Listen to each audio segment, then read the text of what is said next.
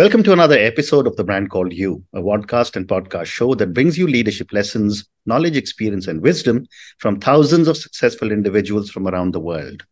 I'm your host, Ashutosh Garg, and today I'm delighted to welcome a very accomplished and senior professional from Mumbai, India, Jaya Mehrotra. Jaya, welcome to the show. Thanks, Ashutosh. It's lovely to meet you. It's been an interesting conversation already. So looking forward to what we have Thank you. unfolding. Jaya is a prominent leadership and an executive coach, and she's the founder of Women Leadership Circle, which I'm told she's trying to model around leadership for women. And we'll talk a little bit more about that. Jaya has spent 2 decades with the financial services industry as a banker, managing people, business lines, and strategy for a global organization. So, Jaya, before we talk about leadership and executive coaching, tell me a little bit about your own journey and what made you become a coach. Just to give a little bit about my background, I'm a Fauji kid. Mm-hmm. Spent my life around the country. Was always never part of a city till I came to Bombay, of course. Mm. So that made me very adaptable to people and always happy to meet new people. And that kind of led me to have a good, successful career in city. I was client facing for the longest time, handling private bank. And from there, of course, as things went along, success came easy and fast early on. And I think around 2008, I realized there was need for more. I need to connect more, and there was more than just selling to clients and having success and money. And I also realized there was a gap in the market for connecting. Building trust was easy, but how do you leverage the trust that you've created to help people move deeper into their own journey of success, growth? Success being a very broad word, I would say self-growth, actually. And that's where my own calling to become a leadership coach came, because as I was growing internally, my worldview of the world outside was changing. And my ability to connect with people was always my keen one thing that always helped me for good. And that was an easy skill to transfer from banking to a coach and now an entrepreneur. How interesting. Yeah. How is it? So let me ask you a question on leadership. Why is effective leadership crucial in today's fast-paced and competitive business landscape? Yeah. In the last few years, while of course technology has been present for the last 3 decades, but I think the last 5 years, the level of information and the disruption and change that's come our way is at a speed. From a 3-way highway, we've gone into a multi-level highway in terms of technology and the change and the information coming our way. And before we can catch up, there's something new that's happened. We haven't even caught up with the level of technology. And then there is AI coming in. And the world which is so disrupted, and so much change coming in, your leader holds you to a vision, a larger vision, and the culture of the organization. And if you have a strong leader in the heart of the organization, which is able to stay centered to the vision, and of course, the deep culture of the organization, the values of the organization, the larger team can remain focused. To my mind, the only thing that we can really hope to stay is focus and discipline. Because the world is throwing a lot of information your way. It's going to keep you distracted. Now it's self-accountability to how to stay focused to our own larger vision and what we want to achieve in our life. Right. And it creates the culture of the organization. And that's why effective leadership is really important to my mind. What a great response. Thank you. And based on all the work that you have done, Jaya, what are some of the common challenges that leaders often face, and how can they overcome them? Surprisingly, when I have clients coming in, senior leaders coming in, they come with that I want to build an executive presence, I want to be a great public speaker, or I want to build more visibility for myself or the brand. And it never turns out to be that we do in the session. It always turns out to be that we work on the self-leadership, which is the internal aspect of the leader. And as we grow senior, and I'm sure you've done this in your own career, in your 40s, that we start overextending ourselves. And our work-life balance, our sense of self starts getting diluted in the organization. The initial work that I normally end up doing with my leaders is to get them back into their self and getting them back into being their true potential. Unlocking executive presence, unlocking public speaking is the easiest thing to do. yeah, it's the balance that we need to restore. And and one of the things that in Indian culture is that once you're a very senior leader, and of course even in armed forces, that we have to sacrifice our time, we have to give our time to our people, and we lose ourselves in the process. Yeah. And one of the things what I do is to restore balance, to, I think, even teach how to say no, actually. Because when you say no, you are able to say yes to very few things in life. Like for you, you're saying yes to this podcast, and this is an important part of what you do, and you take time out for that. And I'm sure you say no for many things to make things happen. And just teaching these boundaries and getting into these deep, meaningful conversations about what are your priorities, what makes you you and efficient you, is what we get into in the beginning. Then, of course, unlocking the skill of an executive presence or influence is very easy, because when we become ourselves completely, then there is no stopping us in any way. Very And well I'm sure said. you've seen that in your own life. Absolutely. Very well said. But also tell me, as you work with all these leaders, what is the role of self-awareness in becoming an effective leader? I think in my social media I've written sometime 2 years back, 1 year back, again and again, that self-awareness is the first and the most hidden skill of self-leadership. To me, the step is of self-awareness, self-leadership, then comes leading others. Without awareness of self, who am I? What do I stand for? What are my values? What gives me energy? What takes energy away from me? What gives me purpose and meaning? Without this, leading others is impossible. You can do a performance of leadership. Yeah. But true leadership comes from a place of awareness and connection to self. So everything with self is the first step. So anything we do with leaders is focus on self and leading self. If you basic today, getting focused and having a discipline of just waking up a certain time, having some mindful practice and journaling, that's self-leadership. If you can't do that for yourself, there's no hope in hell you can do for others. Correct. So the work on the self is the first work we do. And interestingly, my mentor gifted me a book, Inner Mastery for Outer Impact. So everything you end up doing is inner mastery. What is inner mastery? Awareness of self. Absolutely. Well said. Well said. My next question, Jaya, is that what methodologies or frameworks do you use to guide your coaching sessions? No size fits all. There's no size fits all. And my clients are actually much more brilliant than me. I find I'm always in awe. Just like in this session, I find you more brilliant. So always my clients are always more brilliant than me. So they are quite intuitive and they know what will work for them. The idea is to give them space to develop themselves. And because in our busy and disrupted lives, there's no time to take for yourself. Correct. And suddenly they get this time, 1 hour a week, to work on themselves. And as soon that they get the time to work on themselves, so much emerges. And, as each client, there could be clients who are burnt out, tired, exhausted. They haven't taken out time to really reassess their life. And that's the work we do. And sometimes it just brings about bringing that focus and back into their self work. Or sometimes it's about, of course, letting go of mindsets and belief systems which are holding them back.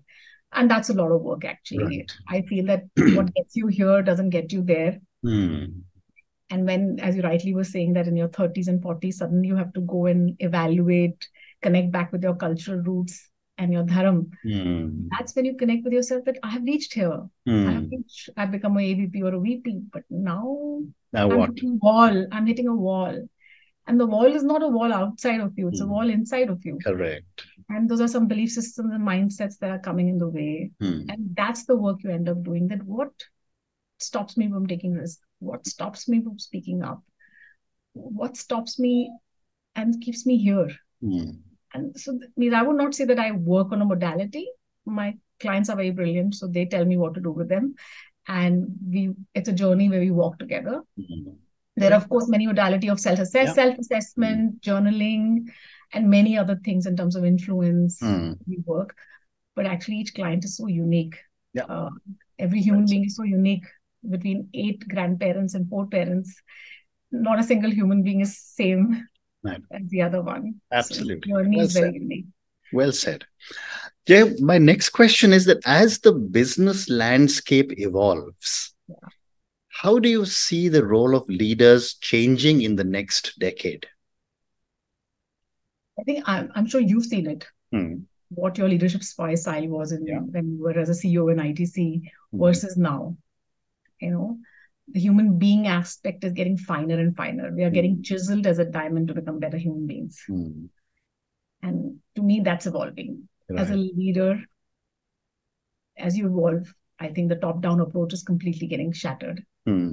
Empathy and awareness, connection to self is the only way to create leadership. And that will get more chiseled. The work you do on yourself for your well-being will allow you to have a larger vision.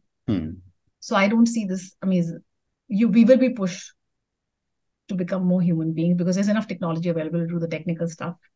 And that's what happens when I work with new leaders or large. Suddenly, somebody's become a CEO after being, head of a HOD of something. They realize that do I have to upskill myself on this, on more financial mastery? Do I need to upskill myself on sales skill? I said, those skills, you have enough people, you have the trusted people available to do it. Get your 5 best people around you. What you have to do is enable those 5 people. And to enable them, you have to enable yourself. So to my mind, as we go ahead, the human being aspect versus the human doing aspect, we have to stop the problem solving, the excessive problem solving, the excessive need to be there, present, being all the, wanting to be seen everywhere, and work on our human being, more empathy, more human connection.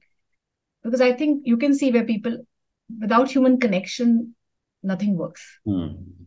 We can't be transactional. Correct. And for vision and strategy, creative thinking always is required. For that, we have to create space and time in our calendar. So we'll have to drop the busyness, the pretense of being very busy and very like loving this whole 10-hour meeting days. We'll have to take out time to do the work and to take out time to strategize, to take out time to have the thinking and a bigger vision you want to have. So in summary, I can say the human being has to become a sharper human being. There's no other way of doing this. Well said. Great response. Thank you. My next question is that, you've spoken about work-life balance. Yeah. How does an executive or how does a leader's personal life and personality play into their leadership style? I think the beauties of the transition that's happened in these 5-7 years is that we're no more required to pretend that we have another personality at home and we have another personality at work. Yes. More and more, there's a world that's giving you the permission to bring your entire self. Yeah. And it's the other self we used to leave at home that was the most beautiful self. And now we have the permission to bring our whole self at work. And that's the work we end up doing with a leadership coach when we do leadership. That bring your entire self to work. We can be more authentic, ourselves. And that is where the power of you shines, the gift of you shines. To my mind, the personality of each individual is so unique. Before me, before you or after you, there will be never another Ashutosh in this world. And the more you are yourself, the more you are uniquely yourself and you give yourself the permission to be completely yourself, is when your leadership kicks in. Right. Yeah. So your personality is very intrinsic to what you bring. So if you see any founder today worth any medal around the world, from Mark Zuckerberg to Falguni Nair here, when they shine completely themselves is what we get the best organizations out there. Absolutely. Great response. So time for 2 more questions regarding coaching, and then I want to move to the Women's Leadership Circle. My next question, Jaya, is that given your own background as a banker and so many other roles, how has your background supported your coaching philosophy, your style, and your values? So my own background, as I told you, was from the armed forces, and then I work with Citi. The combination of these 2 organizations created a sense of attention to detail, need for human connection and human values. And in Citi, we were taught to be very, client-centric and putting always our client first. So that really shaped me, and also, being sure that we have certifications. We were always high on governance. high own self-accountability. Mm. So this kind of shaped me. Even, there are a lot of coaches out there who, of course, through their experience become coaches. But the first thing I myself did was take a certification. I went through a 9-month process to get the right modalities. You have to know all the rules before you break all the rules. Correct. So that was my first thing. I'm actually right now going through my MCC, which is the master certification to become a master coach. And that's also a certification process. You get mentor recommendation, you get mentor feedback, you have to learn. So through my multiple career transitions, your core is always there, your values are always there, but you have to keep on learning. Yeah, at every step of every few years, you have to keep unlearning what you learn to become something different. So while I learned so many beautiful things in Citibank or my as a child in the army, but some things you have to unlearn. And as soon as your visiting card of a foreign MNC drops, then humility comes. Yeah. Then you have to become an entrepreneur in your career. So I think all of this, that ability to do anything and not taking your role and your post as very seriously, like leadership coach or private bank or branch manager or whatever, any of these positions you can't take seriously. They're very nice position on a visiting card. The visiting card leaves you, you're back to zero. You start again at kindergarten. Yeah, absolutely. So every few years you have to start from zero. I'm starting from zero in my venture, and there I have to do everything now. Back to doing everything from zero. Absolutely. Yeah. And that's a great way to start all over again, and with so many years of very valuable experience to back the starting from zero. My next question is on culture, Jaya. I've often seen this with Indians, that most Indians tend to say, let me speak, let my work speak for itself. Why should I speak about it? My question to you is, how does culture impact coaching and leadership? I think today what India is because of our culture. Yeah. And something interestingly, I think I read it and then I spoke about it. Culture is strategy for a living, for breakfast and lunch. Correct. Yeah. And today we are who we are because of our culture. Very simple thing in our culture in the world we live in is that parents take care of their children's education and their old age of their parents. And this is our culture. So our children go into education with no loans. Now look at the cultures where children have to take loans to study themselves. And what's the impact and the larger economic impact and the impact of success on children. Now this is our culture, that we will take care of our children. And those are our values. Yeah. We will never shy away from this responsibility. Yeah. That's true. Yeah. And it has had a huge impact. Most of our children go into post-graduation. Many Indian children go to study abroad. And we have great IITs and IIMs and more colleges coming in. From the very beginning of the last 30 years, I see more and more children. Why? Because of the population, of course, we also have a problem of a lot of children not getting educated, but we have also the good problem of many children getting into post-graduation. When I was growing up, post-graduation was minimum. Now I go to a very developed nation where sometimes high school is the end of it. Because they just can't afford. And this is a very example and metaphor of culture. The respect for elders, the care for children. Well said. Well said. And that's where we are. We have this humility, and the Asian culture of family, respect for others, equality for others, is what has given us today, what has made us reach where we are. And we have to come back to this culture again and again. This is, we cannot ape the West. Correct. There are beautiful things to take from them: innovation, technology, speed of transaction. But the heart of our culture has to stay. Absolutely. Agree completely. So, Jaya, let's now talk about the Women Leadership Circle. Before we started recording, you were telling me a little bit about it. Tell me about Women Leadership Circle and your dream for building this leadership circle for women. Yeah. So I think around the time, let me take you a backstory a little. In 2008, there was a financial market brewing, a crisis brewing. Yeah. It was a city. The city was in the heart of the crisis. And I was also going through a personal crisis. Then I felt that I had nowhere professionally to turn. I felt very isolated. And of course, isolation is self-created during these crises. But I was. And then I said, I need to become a leadership coach. And at that time, I wanted to do something where women have a place to go to. Because our journeys are not linear. Right. And we are coming off and making our careers first. Like, I think our generation is the first generation of women who are making the careers, the doctors. Well, of course, there are women in previous generations who've been, but they are far and few. Now there's a larger crowd of women who are coming into, creating new careers, from influencers to fighter plane pilots. Yeah. And they have no role model to follow. There is no book available to read. There are no role models to look at. While, of course, our male counterparts have many role models to look at. They have you to look up to. Yeah. Yeah. And that's where I realized that the journey requires a little more support, and more anchoring, and more encouragement. Women don't need empowerment. Right. Women just need a place so they can come into their own power. Absolutely. And I think I somewhere along the way, when I was working with women leaders and I was telling them to create a network, to create their visibility, I realized there is not space enough for them to have that visibility. And I think men do a great job of networking with each other. Men, when they're doing a private equity investment, they'll call 5 friends, मैं ये कर रहा हूँ, अपने lawyer को involve कर दे. 5 of us together will invest in this company. Women don't do this. Women are like this Jhansi ki Rani, हम सब कुछ अकेले कर लेंगे. But whereas there's a need for kinship, there's a need to support each other. And that power of compounding has to come in for us, because 20 years, we are still less than 5% of the CEOs.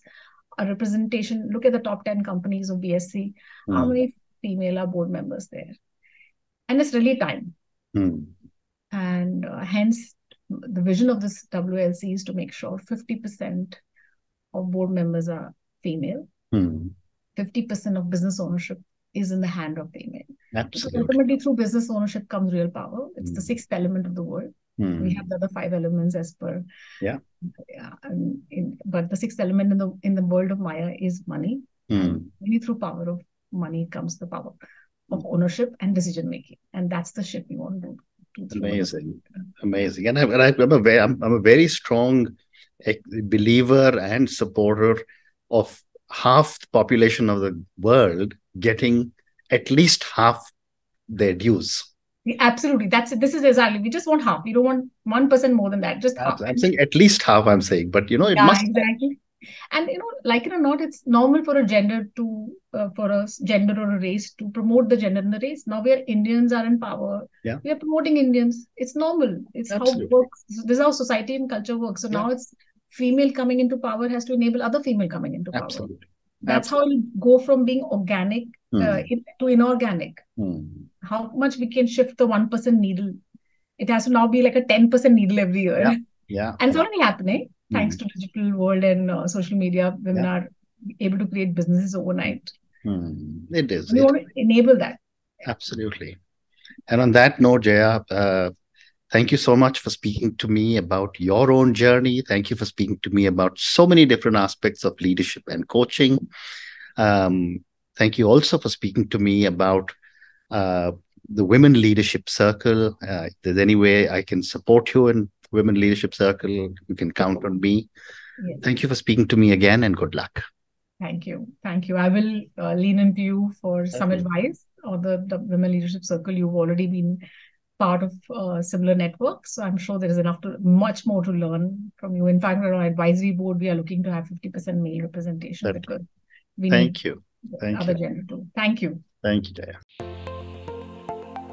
Thank you for listening to the Brand Called You videocast and podcast, a platform that brings you knowledge, experience, and wisdom of hundreds of successful individuals from around the world. Do visit our website www.tbcy.in to watch and listen to the stories of many more individuals. You can also follow us on YouTube, Facebook, Instagram, and Twitter. Just search for the Brand Called You.